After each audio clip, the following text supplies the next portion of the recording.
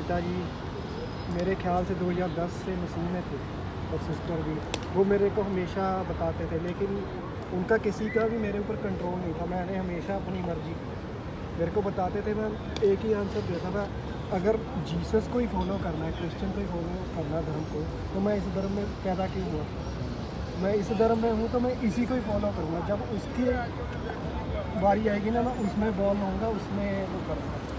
चलो, ये तो लाइफ का मेरा अपना ओपिनियन था, लेकिन लाइफ चलती गई। 2018 में मैंने यूरोप के लिए अप्लाई किया, माल्टा के लिए, वीज़े के लिए। तो प्रोसेस चलता रहा, वीज़ा मिल जाएगा, नहीं मिला। 6 मंथ निकल गए। फिर मैंने लिथुआनिया के लिए अप्लाई किया, फिर नहीं मिला। 6 मंथ 1 ईयर हो गया। फिर मैंने माल्टा के लिए फिर अप्लाई किया।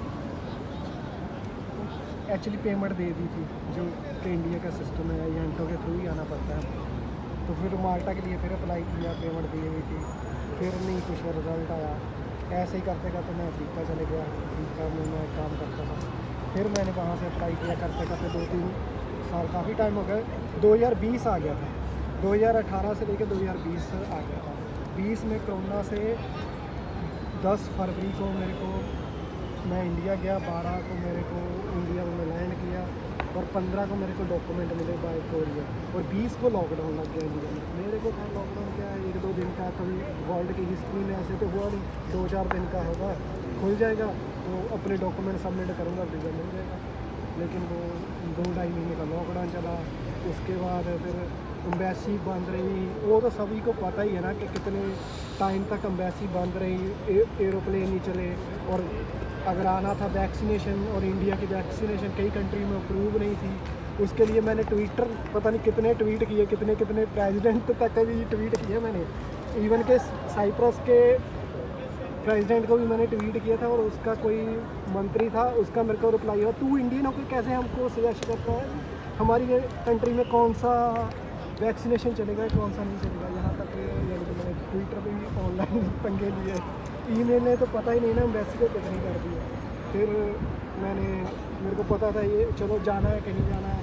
फिर मैंने रशिया अप्लाई किया। रशिया का मेरे को वीज़ा मिल गया। मेरे पासपोर्ट पे स्टैम्प है सारी, तो वो प्रूफ है। रशिया भी नहीं मैं जा सका, वही सेम वैक्सीनेशन, तो प्लेन का इशू। फिर मैंने यूक्रेन अप्लाई किया। यूक्रेन से मेरे को पेपर वीज़ा मिल गया। लेकिन फिर वहीं तो कोरोना, कोविड आपको पता ही है, 1.5-2 साल तक वो ऐसे ही चलता रहा, कभी बढ़ गया, कभी कम हो गया। मेरे को वीज़ा नहीं मिला। वीज़ा मिल गया लेकिन मैं जा नहीं सका।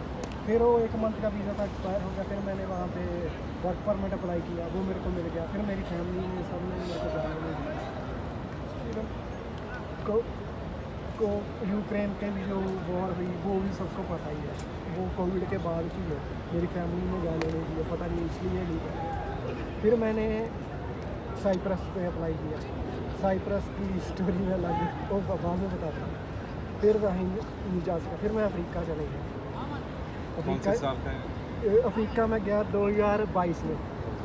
22 एग्जैक्टली मेरे पास पेपर है, मेरे को डेटें भूल गए। वहाँ पे जाके मेरी एंगेजमेंट हो गई थी। मैंने अपनी वाइफ का वीज़ा वहाँ पे अप्लाई कर दिया। वहाँ का वीज़ा इतना डिफ़िकल्ट नहीं है, लेकिन वाइफ मेरी थी साइप्रस में। पर शादी नहीं हुई थी, एंगेजमेंट हुई थी। शादी का हमारा रहता है, जिस कंट्री में हम मिलेंगे वहाँ पे शादी कर लेंगे, कोई इशू नहीं। फैमिली ने बोला था कर लेना, कोई प्रॉब्लम नहीं। तो साइप्रस से हमको अफ्रीका की एम्बेसी नहीं थी साइप्रस में। हमने उसका पासपोर्ट सेंड कर दिया लिबनान को। लिबनान में हमारे नहीं, लिबनान की गवर्नमेंट ने पासपोर्ट रोक दिया। ये इंडियन पासपोर्ट है, लिबनान में क्यों आया, साइप्रस में ये बाय कोरियर क्यों आया। वो बड़ी मुश्किल से हमको 40 डेज में लिखी डेट रिटर्न में लिखी पड़ी है। बड़ी मुश्किल से हमको मिला, रिक्वेस्ट करके। वो ऊंचे लेवल के मंत्रियों तक जान पहचान निकाल के वो मिलने के बाद फिर वो कैंसिल हो गया। फिर मेरी अफ्रीका में एक नई प्रॉब्लम शुरू हो गई, और अफ्रीका गए, मेरे को 6 महीने हुए थे। मेरे को माल्टा का परमिट नया आ गया, जिस वीज़े पे मैं अभी आया हूँ वो मेरे को मिल गया। लेकिन कंपनी मेरे को नहीं छोड़ रही। वो मालिक बोलता है मैंने तेरे को वीज़े पे पैसा खर्चा, ये किया वो कि मैं नहीं जाने दूँगा। वो बहुत ज़िद्दी था।